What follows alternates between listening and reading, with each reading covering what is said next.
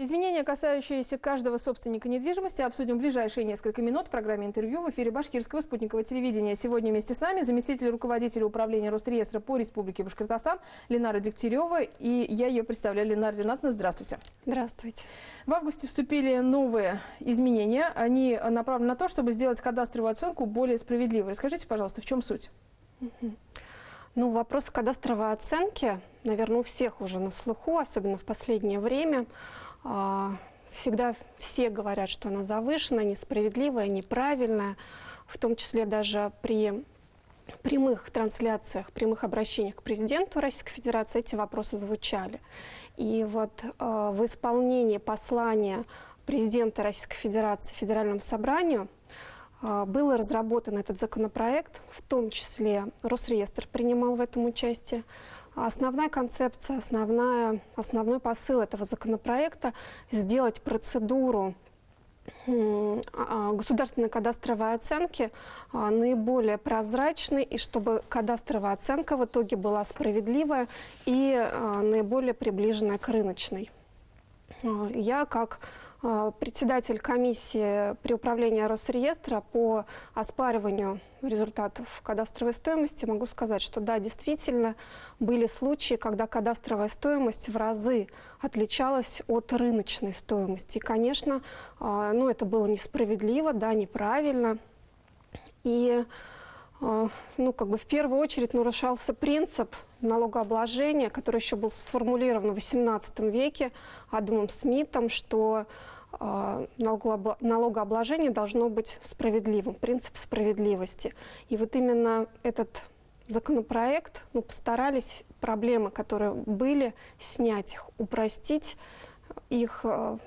процедуры, и все-таки, чтобы налогоплательщики оказались в выигрыше. А в чем выигрыш для них? Основной принцип, что все трактуется в пользу правообладателя. То есть если при пересчете кадастровой стоимости в результате допущенной ошибки, методологической, арифметической, любой ошибки, если при этом кадастровая стоимость уменьшается, то она применяется ретроспективно с того момента, как она была внесена в ЕГРН. То есть если прошло 3 года с момента ее внесения, и она пересчитана, значит, налоги пересчитываются за 3 года. Если же в результате пересчета кадастровая стоимость увеличилась, то, соответственно, она применяется с 1 января следующего года. То есть за эти предыдущие года пересчет не производится. То есть это основной плюс. Что еще в этом законопроекте правильного, хорошего, на мой взгляд? То есть если, например, государственное бюджетное учреждение при рассмотрении заявления об ошибке выявляет, что да, ошибку они подтверждают, то при этом, согласно закону, они должны пересчитать соседние, смежные, однотипные объекты, чтобы по ним без дополнительных заявлений проверить и устранить эту ошибку. Также увеличивается срок подачи заявлений на исправление этих ошибок. То есть если раньше можно было подавать заявление только когда кадастровая стоимость актуальна еще была, то теперь, не теперь, а эта норма вступает у нас с 1 января 2021 года, дается 5 лет на подачу заявления на исправление этой ошибки. Что такого еще? Тоже большой плюс, но это даже плюс не то, что для всех правообладателей, это, в принципе, наверное, для экономии государственных бюджетных средств. Это отменяется внеочередная кадастровая оценка, то есть в ранее действующем законодательстве была такая норма. Если при расчете индекса недвижимости было понятно, что цены упали на 30%, то необходимо было проводить внеочередную кадастровую оценку. То есть это опять целый год. Это большие временные, трудовые, финансовые затраты. Сейчас норма гласит, что если индекс недвижимости упал более чем на 30%, то Росреестр самостоятельно применяет этот коэффициент ко всем кадастровым стоимостям, которые есть в реестре недвижимости. То есть этим арифметическим действием она исправляется. Лена Ринатовна, а вы говорите, что управляете комиссией, да, вы являетесь председателем. Самые распространенные случаи, с которыми вы встречались, и, может быть, какие-то шокирующие примеры? Ну, наверное, это оценка. В целом у нас оценка объектов капитального строительства произведена очень корректно. Это вот мы говорим еще оценка, которая проведена по 135-му федеральному закону, эксперт-оценка его проводили. Но бывают случаи, когда, например, у нас железный какой-то ангар, весь ржавый, и он оценен, например, как хорошее офисное помещение в центре. Почему? Потому что не все характеристики есть в кадастре недвижимости. И то есть просто оценщик видит, что это не жилое помещение, там 300 квадратов, расположено оно, например, где-то недалеко от центра. И вот у него кадастровая стоимость может быть вот рассчитана как какое-то нежилое помещение в центре. Поэтому мы и информационную такую политику тоже проводим и говорим, что максимально при оценке, есть такая возможность подавать декларации в бюджетное учреждение о своем объекте, чтобы бюджетное учреждение максимально знало его характеристики, но, естественно, подтвержденные, не просто со слов описанные. И тогда оценка будет проведена более корректно. Вообще, насколько сложная процедура оспаривания кадастровой оценки?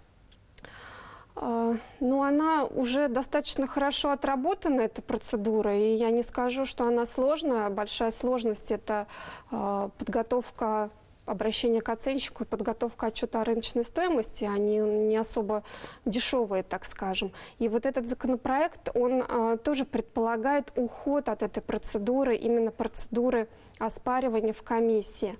Комиссия, которая должна быть создана при исполнительном органе субъекта, это вот при Минземимуществе, даже если она будет создана, она прекратит свою работу с 1 января 2023 года. И вступает новый механизм установления кадастровой стоимости в размере рыночной. Вот этот вот механизм, он тоже будет с 1 января 2023 года, согласно законопроекту. Заниматься этим будет те же самые бюджетные учреждения. Это у нас ГБУ, государственная кадастровая оценка и техническая инвентаризация, ранее так называемый ГУП БТИ. Вот. И они будут устанавливать. Пакет документов, в принципе, схож с тем, что сейчас представляется в комиссию. И отчет о рыночной стоимости также нужно будет представлять. Без этого никуда. Но хочу отметить, что у субъекта есть право перейти на этот режим раньше. То есть должен быть принят нормативный документ, что мы уходим от комиссии, и бюджетное учреждение будет заниматься установлением кадастровой стоимости в размере рыночной. Куда нужно подавать документы? Каков порядок перехода? Подавать документы можно или напрямую в бюджетное учреждение, лично, по почте. И также предусмотрена возможность подачи через МФЦ. Но я все-таки сделаю акцент, что сейчас пока этого нет. И вот в настоящее время у нас работает одна комиссия. Вообще мы живем по кадастровой оценке по двум законам. Мы живем, управление Росреестра, наша комиссия, еще по 135-му федеральному закону об оценочной деятельности. И у нас еще можно оспаривать в этом году, до конца этого года, объекты капитального строительства и земли сельхозназначения. Если на будущий год будет проведена оценка сельхозназначения, то вот это будет 2021 год, последний год, когда будет работать комиссия при Росреестре. Меняет ли это что-то для собственников? Что нужно сделать сегодня, чтобы, грубо говоря, завтра не жалеть, что не сделали? Последний день, 17 сентября, когда можно посмотреть промежуточный отчет об оценке объектов капитального строительства. Он размещен на сайте бюджетного учреждения, на сайте Минземимущества и у нас на сайте Росреестра в Государственном фонде данных. И хочу сказать, что лучше, конечно, смотреть у нас на сайте, потому что там можно посмотреть кадастровую стоимость по конкретному отдельному объекту. То есть вводишь кадастровый номер, и ты можешь только по своему объекту посмотреть, какая же у тебя будет кадастровая стоимость с 1 января 2021 года.